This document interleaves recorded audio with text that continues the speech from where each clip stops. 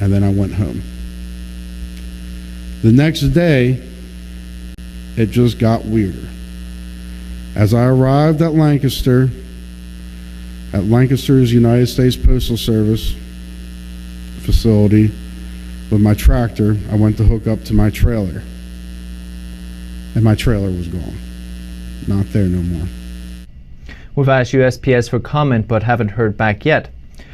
The Michigan Senate is currently having a hearing on election issues right now, in fact. The morning was filled with first-hand accounts of suspicious vote counting activities. One Republican challenger, Phil O'Halloran, recounts seeing a strange truck that came into the voting center after the permitted time. I returned and saw the truck leaving the DOE and followed it to the TCF Center, where it disappeared inside the rear service entrance.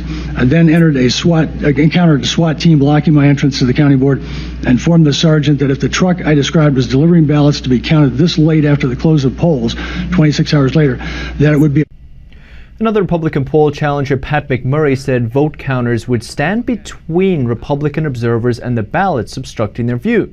She says while Democrats got to sit and had food directly delivered to them, Republicans had to go upstairs if they wanted to sit and eat. But when she got back, the doors were locked.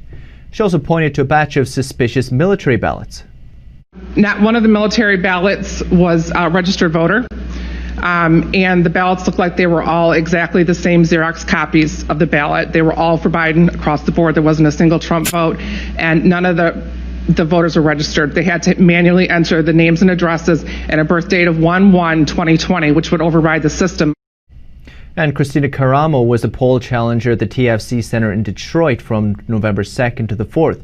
She said she saw invalid ballots being counted for Biden. On November 4th, early in the morning, I was standing at the adjudication table and a ballot came across the screen. The ballot had a straight party ticket vote for both the Democrat and the Republican. It was a filled-in circle, which is an intentional mark. It's not a dash, it's not a dot. When the ballot came across the screen, there was no other marks. None of the judges and none of the other ballot proposals had been voted on. The poll worker then said, I think I'm going to give it to the Democrats. That's absolutely absurd. That is illegal. The vote should have been tossed out. She said when she went to challenge with the supervisor, the man began yelling at her and told the poll worker to push the ballot through anyway. Other witnesses recounted being yelled at the same way to stay away from ballot counters. Also said they saw the year 1900 as the birth date, saw addresses that belonged to churches, and other very strange happenings. And President Trump's campaign filed a lawsuit with the Wisconsin Supreme Court Tuesday. It alleges there is clear evidence of illegal action that changed the outcome of the presidential election. The Trump team says the lawsuit includes 4 cases, including illegally altering absentee ballot envelopes, counting ballots that had no written application, and overlooking unlawful claims of indefinite confinement. Campaign officials say these actions affected about 220,000 ballots. The Wisconsin Supreme Court hasn't decided whether to take the case yet. And in Arizona, a judge is allowing Republicans to review a sampling of ballots as part of an election lawsuit. The head of Arizona's Republican Party filed a lawsuit last week saying Republican poll watchers were unable to properly observe election ballots. A Maricopa judge said Republicans can examine 100 mail-in ballot envelopes selected at random by election officials. They can then compare them to voter signatures on file. He also said they can review a random selection of 100 duplicate ballots. That's ballots that had problems like tears or marks. They can compare them to the originals. The judge said he limited the number of ballots because he thinks it isn't necessary to view more to figure out if there were irregularities. And a Mark Zuckerberg-funded group is in the spotlight in election-related court cases. The group is accused of taking part in violating the Constitution in battleground states. Post-election lawsuits accuse a group funded by Facebook CEO Mark Zuckerberg of helping violate the Constitution in key battleground states. Zuckerberg and his wife Priscilla Chan committed $400 million to the Center for Tech and Civic Life. The nonprofit gave money to over 2,500 local election offices across the country. According to lawsuits filed by the Thomas More Foundation's MSTAT project, the group gave over $6 million to officials in Fulton County, Georgia, and to 5 cities in Wisconsin. The Wisconsin filing says state law doesn't allow cities and counties to take in millions of dollars from a wealthy partisan actor like Zuckerberg.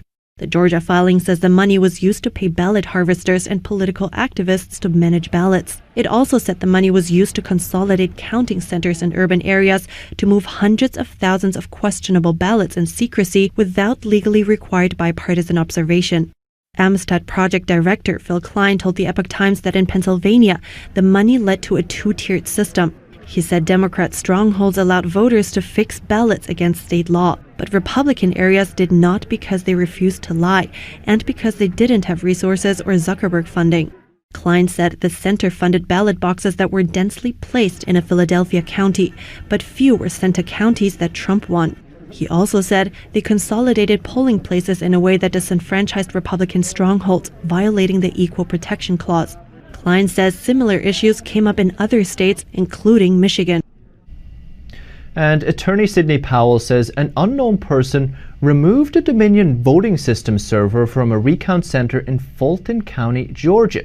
It's in the midst of her voter fraud lawsuits. She said on Fox that someone went down to the location where the voting machines were, claimed there was a software glitch, and apparently left with the missing server. Powell said the alleged removal took place when her team was seeking a temporary restraining order against the resetting, wiping, or altering of any of the Dominion machines. Dominion software and hardware features prominently in the two election-related lawsuits filed by Powell in Georgia and Michigan. The lawsuits claim that the software is vulnerable to manipulation that led to altered vote totals in the November election. She also says that the upcoming runoff elections in Georgia are also vulnerable. And a review of social media posts show that groups in at least 8 states offered cash raffles in exchange for votes. Here's more on at least one of the groups that did it in Nevada. The Nevada Native Vote Project posted photos on Facebook on Election Day of smiling voters holding gift cards after handing over their ballots. The posts were deleted, but not before they were archived. According to the U.S. Criminal Code, anyone exchanging gifts for votes could be fined and sent to prison. One worker, Bethany Sam, who is part of the Reno Sparks Indian Colony, posted videos on Facebook enticing people to vote with gift cards. We have $25 gift cards to raffle off, so that's a lot of money cash here. She continued to say that she had 4 $100 and 4 $250 and a $500 Visa gift card. They also gave away free clothing for people that could prove they had voted. Sam in her video said all people needed to do was to send a photo of themselves at the polling place to enter the raffle for the gift cards. The Public Interest Legal Foundation Communications Director Logan Churchwell told the Epoch Times vote buying is a federal crime. Whether FBI agents and the DOJ Election Crimes Office is willing to involve itself is a separate matter altogether. On the Reno Sparks Indian Colony website, it lists its voting recommendations as Biden-Harris. The Nevada Native Vote Project also promoted these raffles on their Facebook pages. Sam was also quoted as saying that the votes helped get Biden into office. There are an estimated 60,000 registered Native American voters in Nevada. I didn't vote this year, so I mean, go ahead, man. Me personally, I'm not really a Democrat or a Republican. I consider myself maybe an independent or a libertarian. Yes, so on election day, I had no ballots to take on election day. The day after the election, I didn't really think anything of it until the Postal Service supervisor asked me if I'd forgotten ballots the night before, and I didn't have any, so I was like, that's kind of a weird question. No, and then he explained to me that 100,000 ballots were supposedly missing in the state of Wisconsin, and an order came down to look for them from the Wisconsin-Illinois USPS chapter of the Postal Service. Yes, sir. I don't know exact number ballots. I mean, I really sucked at the guess how many jelly beans are in the jar, but I can tell you I took 24 pallets.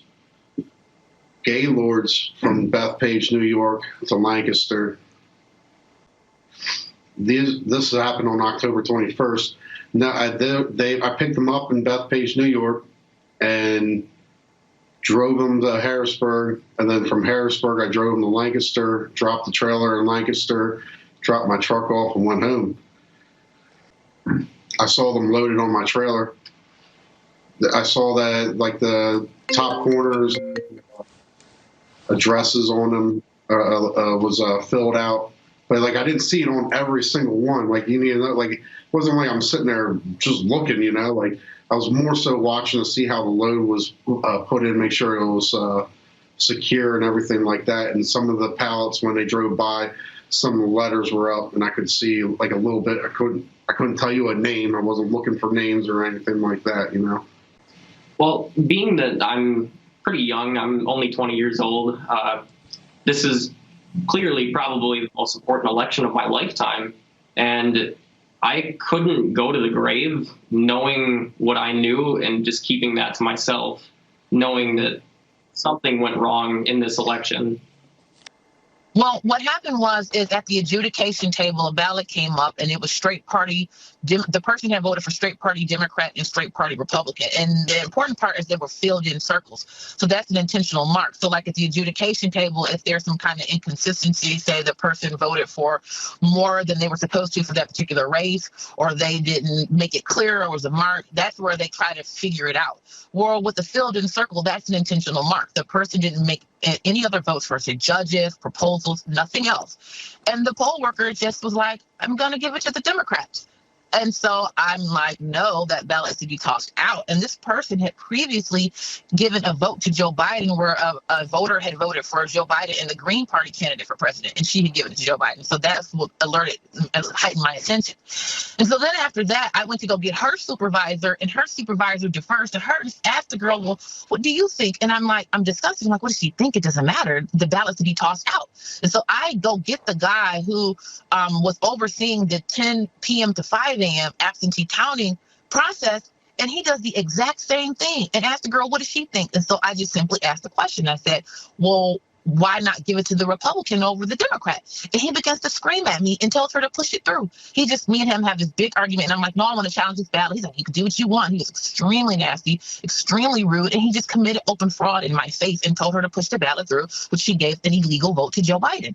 And people try to say, well, this is just one incident. No, it's a bunch of incidences, and why do our stories match? We had no way of coordinating these mass stories that all add up. But the Democrats had plenty of time to coordinate their stories. So it doesn't make sense that all of our stories are telling the same type of situations where we witness massive fraud, fake birthdays being given to people and these hand-keying in voters. I mean, why are these voters not on the voter rolls? It just doesn't make sense. Ballots being dropped off in the middle of the night, thousands of them. I mean, it was awful. Yes, I'm a Republican, but this is beyond Republicans and Democrats. This is about our republic being protected. If we don't have confidence in our elections, we don't have a nation. We give our consent to be governed by those in office, not in power, but in office, to make decisions on our behalf. But if we don't pick the people that are making the decisions on our behalf, then we have a rogue government doing whatever they want to do. That is completely unacceptable. And the way the media won't even take the time to investigate our claims, they just roundly dismissed us. I mean, what kind of journalism that's not even talk to us, not to see what we said? I mean, it's disgusting that a lot of our officials don't want to hear us. We are the citizens. They work for us. Our tax dollars pay them. We tell them what we want, and they are to listen to us. And when you have hundreds and hundreds of people telling you we witnessed fraud, to not even bother to want to hear us, and this is, I mean, we're talking almost a month ago. This should have been talked about as soon as we started complaining, because many of us started filing our affidavits right away. So I'm just really upset about this whole situation.